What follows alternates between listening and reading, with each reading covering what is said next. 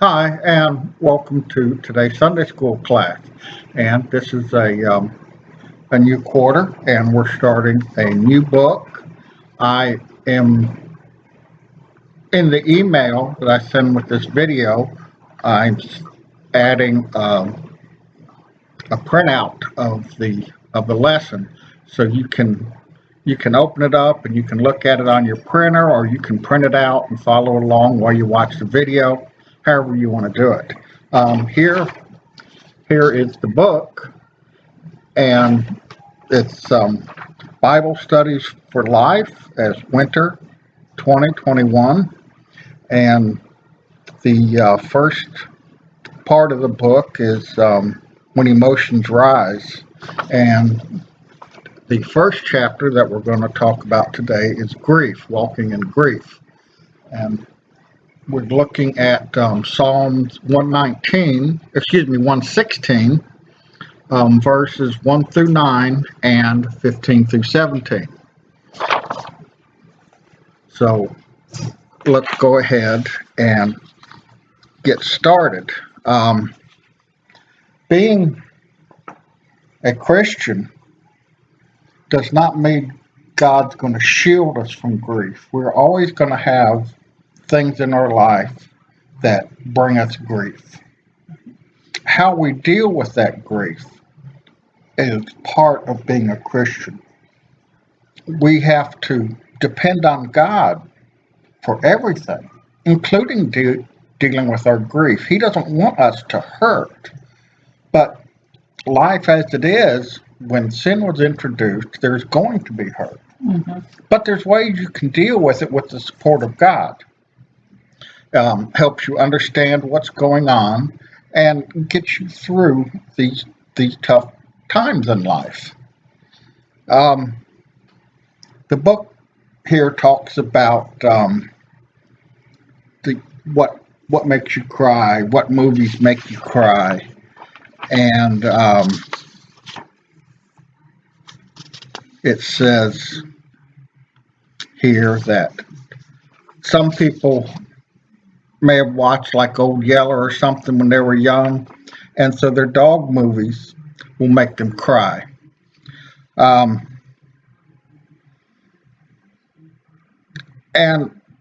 the stories, they bring you in to where they feel like what's happening is really happening to you. And so, when he has to, take care of Old Yeller, I mean, it hurts you. But, when the movie's over, it's over and you go back to your normal life.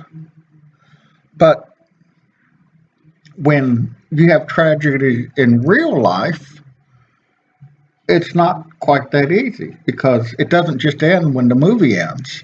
At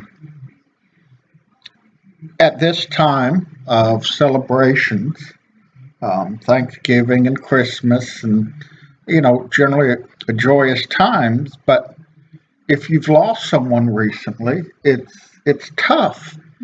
What they call it, the empty chair.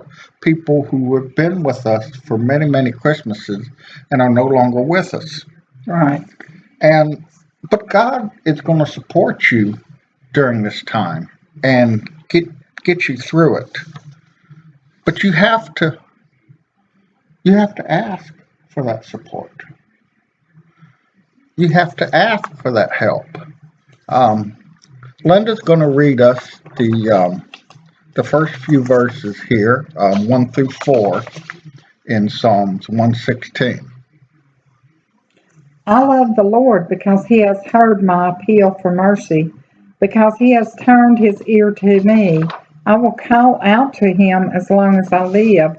The ropes of death were wrapped around me, and the torments of Sheol came over me. I encountered trouble and sorrow. Then I called on the name of the Lord. Lord, save me.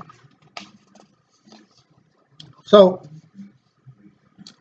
right at the very beginning, the author expresses his love for God because God has stood by him in his times of trouble. He knows God is still there and God is willing to help. Um,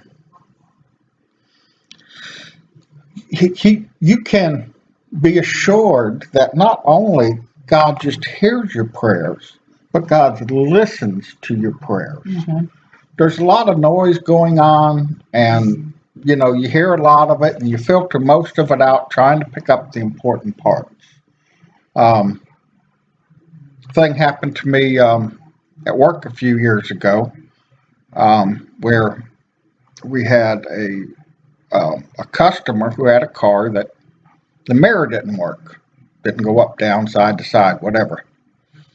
And so I sent the email to the supplier for that mirror to the rep there, and she replied back to me saying, "Well, it passed the test when it left our plant, and it also passed the test when it left your plant." And I had to write back to her and saying, I understand it worked when it left here, but at some point out in the field, it quit working. And that's what we have to look at. And so then she wrote back to me and says, "Oh, okay, so while the customer had it, it quit working." So there were some communication issues going on there, and we had to get through that. But with God, you don't have that communication issue. He knows your your wants. He knows your desires, but you still need to bring those to him. The act of you asking God for help is what he wants. He wants us to depend on him. He wants us to come to him for help and advice and his assistance in making us um, able to live through day by day. Oh, yeah, yeah. I mean, without going to God every day, it's hard on us. And God then has to get our attention with something so that we will turn back to Him. And this is what the author, the psalmist, is saying in the second verse, that God has turned his ear and focused on his innermost thoughts. Mm-hmm. And you know what? He can do that to us individually and everyone else individually at the same time. It's amazing. His power of understanding, his power of well, we call it multitasking down here on earth, but God was the original multitasker. I mean, he can take all of our individual prayers and give them all individual attention, all at the same time. Mm-hmm. Pretty amazing. Pretty amazing. Now, if you look at the third verse, read the third verse again, Linda. Okay. It says, "The ropes of death were wrapped around me, and the torments of Sheol overcame me. I encountered trouble and sorrow." So the ropes of death. That says. Now we don't know exactly what the author's trouble was, what he was having trouble with, but it was very, very serious. Mm-hmm. It was almost a life or death kind of thing. And Sheol, Sheol, Sheol, um, is very common in the Old Testament. It appears over 60 times, and it's used to be a place of shadows and emptiness. It was a pit under the earth where bodies returned to dust of the creation. It was a place of captivity and darkness and silence. So when the psalmist was going through this trouble, he felt utter despair. Just like there's nothing I can do. And he called out, "Lord, save me." Because he knew, he had faith that God was there and God would stand by him. Right. This is what we need to do. You need to apply this to your life. I know we are going through. Linda has recently lost her sister Mm-hmm. a couple of months ago, and this is her first holidays without her sister. And, we not necessarily spent Thanksgiving Day and Christmas with her, but we always visited, during this season at some point. And it's tough to know that Betty's not there now. But we know God has Betty in heaven. And we know Betty is no longer suffering. Right. And that helps.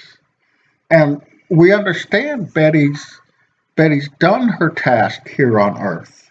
And we're appreciative that Betty loved God and she did what she could to uphold God's word while she was here on earth. And while we are rejoicing that she's in heaven, we still personally miss her.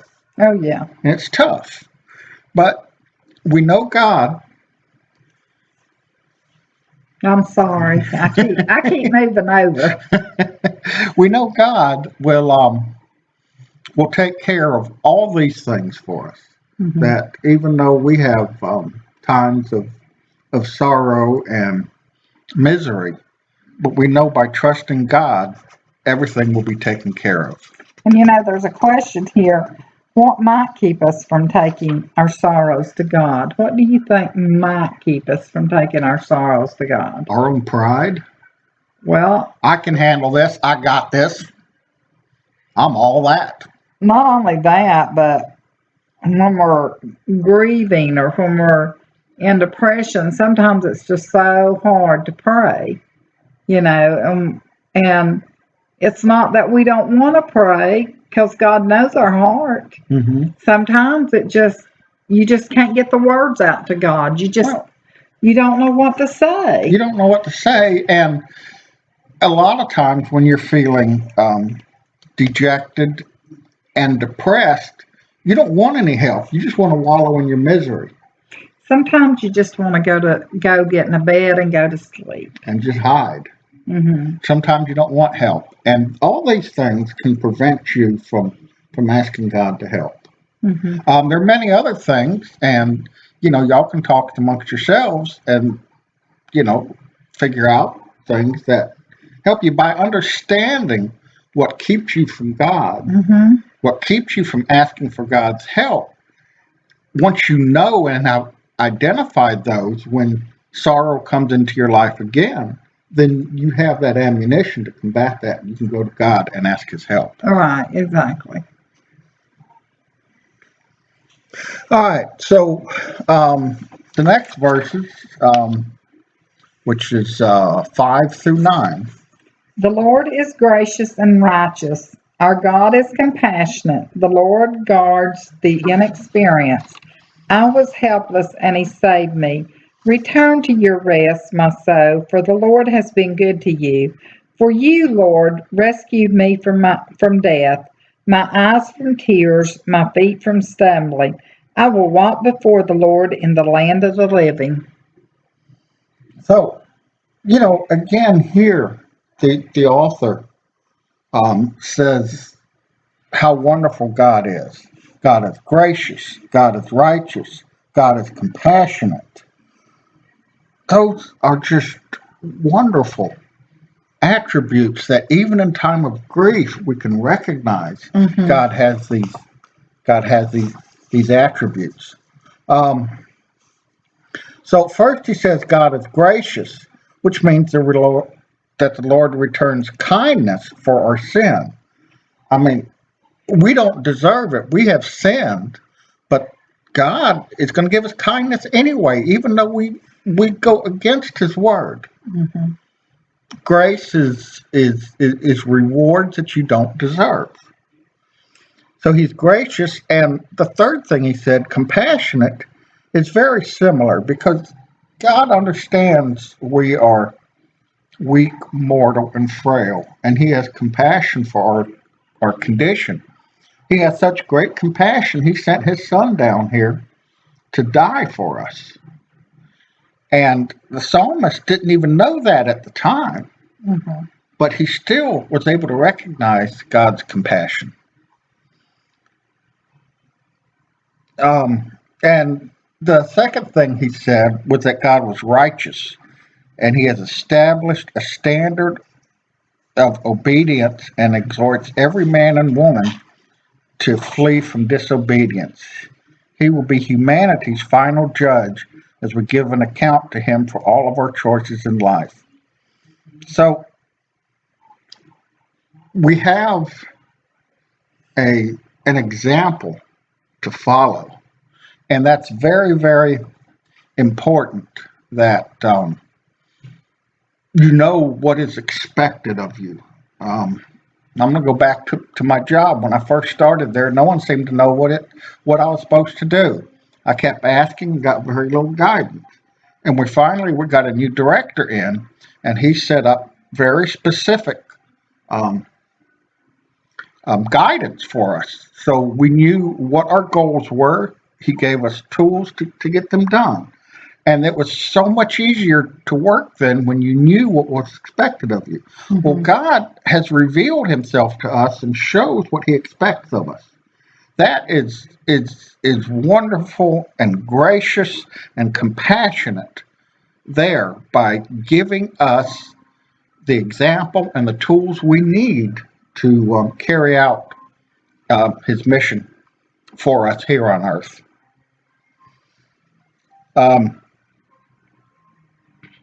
The word inexperienced in verse 6, it shows that when the psalmist wrote this, whatever he dealt with was something he hadn't dealt with before.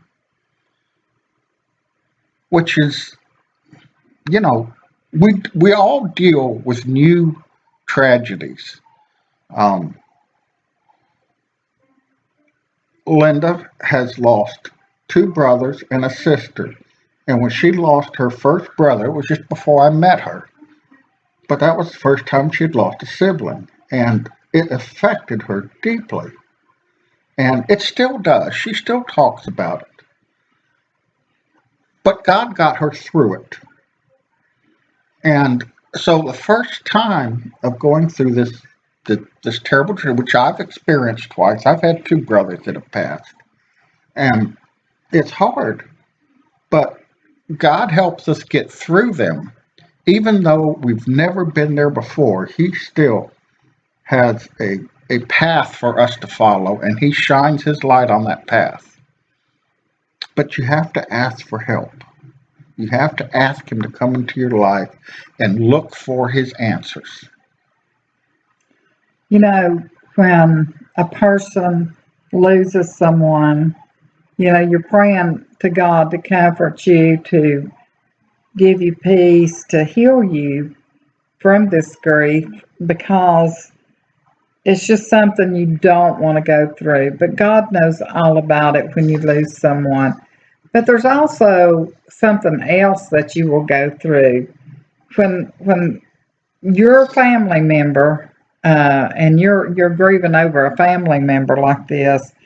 There's a lot of times you ask God to forgive you of your sins. Mm-hmm. Lord, I don't want to do nothing wrong because I know that I can die at any time. It shows you that we can die at any time, that God has us numbered when to die. And he can take us at any time. So we want to be ready for him. You know, we may already be saved, but there may be things in our life that we need to ask God to forgive us over. Sometimes that is the purpose of God taking someone so that we will get our life right with him. You know, so that's another thing that can happen when you're grieving and when you're missing someone that you love so much. And God will rescue you from this terrible torment we have here on earth. For you, Lord, rescued me from my death. Oh, here I went off camera now. For you, Lord, rescued me from death, my eyes from tears, my feet from stumbling.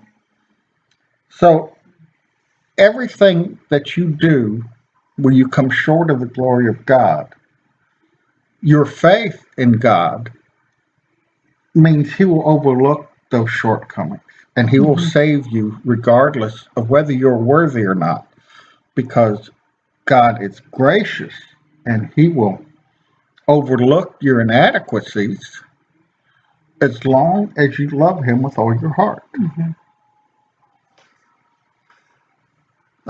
I will walk before the Lord in the land of the living. So he knows that once all this is over, he's going to walk the streets of heaven amongst all of those who have been saved and have left this earth as well. Mhm. And it'll be a good time.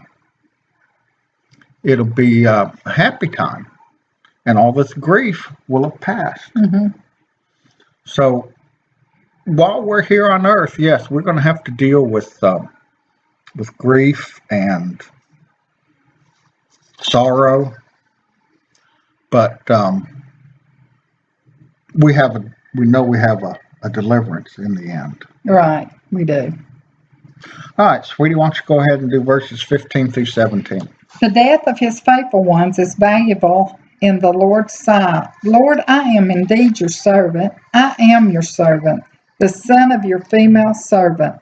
You have loosened my bounds. I will offer you a thanksgiving sacrifice and call on the name of the Lord. Those who die in God's care are valuable in his sight. New Testament saints have a greater insight because we know that God has sent his son down and he died a mortal death here on earth, but then he was risen and went into heaven. And we know that God made this sacrifice for us.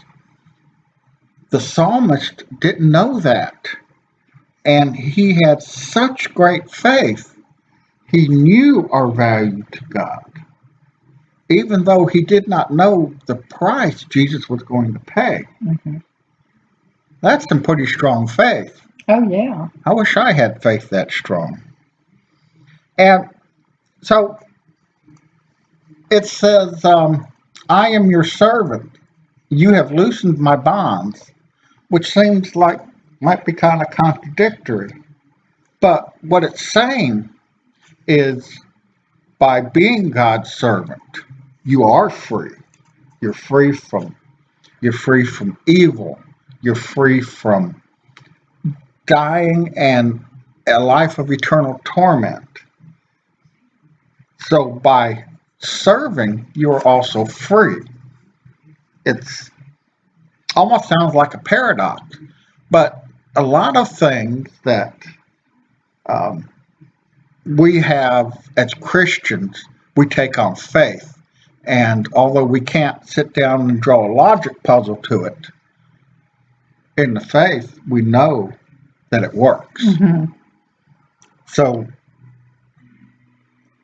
like a servant leader, how one of these management styles for leadership is to serve those under them. And by empowering them, that allows them to achieve. And therefore, the leader is boosted because he boosted those that serve him. And it's just a circular kind of thing. And it's a forever ascending circle to where everyone serves and everyone is lifted. Mhm. This is the kind of life Jesus preached. This is the kind of life Jesus wants us to live. He wants us to take our riches, spiritual, physical, whatever, and share them. And He's going to return those to us um, multiplied. Multiplied. Um, I will offer you thanksgiving sacrifice and call on the name of the Lord. So, you know, the old Saul acts, adoration, confession, thanksgiving, and supplication. Well, here all he's doing is save me. I'm in deep, deep trouble and I need help. But he doesn't forget thanksgiving.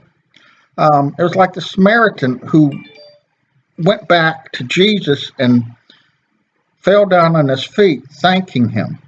It's important for us to acknowledge God's power and his graciousness by appreciating all he does for us and proclaiming our love and our thanks for his kindness to us. That's true. Yeah. And no matter if you're having grief or, whatever it may be, we need to thank God for what he's done for us. So, what are some of the benefits of trusting and thanking God during our time of grief? Well, it glorifies God when we thank him. Mm-hmm. No matter if we're grieving, because he knows we're grieving anyway. Right. But when we go to him and we thank him, because there's a time that comes when you grieve that you will thank Jesus about things, and you will thank him about, your health and your well-being. So it glorifies God in this, is what I think, when you thank God and for the things that he's done for you. And doesn't it diminish your grief It diminishes grief. when you thank God, when you've asked God for help, you've prayed, and then you thank him? The whole process Mm-hmm. makes you feel better. Oh, it does. It fills the hole in your heart. It also makes your faith stronger. Mm-hmm. Every time you do this exercise of going to God, getting your prayers answered, thanking him for it, your faith grows and grows and grows. Yes, it does. There are many benefits of going through this process with God. Many benefits, because even when he was talking about my brother in the early years, that he passed away. I grieved a lot and really didn't know I was grieving as much as I was. But then I realized I was in depression. God showed me what was wrong with me. But I had to be thankful to God to get over this. And just one day it happened. I got over it. And it's not that I don't still have a feeling that I wished he was still here. Mm-hmm. I know he's better off where he is now, but I'm still thankful to God for everything that he's done for me. And you're better off knowing him.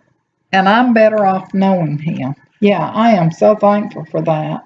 I'm so thankful that I can even spread the word in these devotions and get the word out to people that's not even saved right now, and they need God so much. And those that think they're a Christian that may not have accepted Jesus, it's so important that we do that. Linda has used the story of her brother's death in evangelization.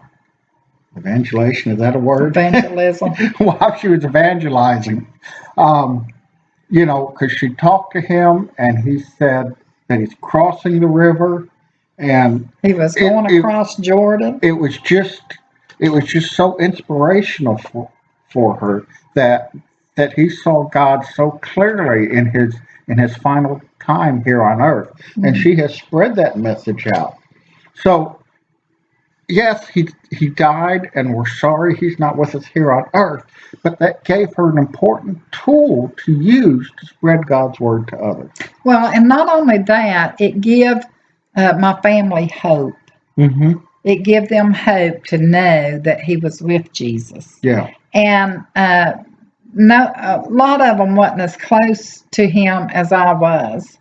So, because they were a lot older and stuff, and they were, in other places and stuff like that. But I stayed close to him, and I knew that he had accepted Jesus.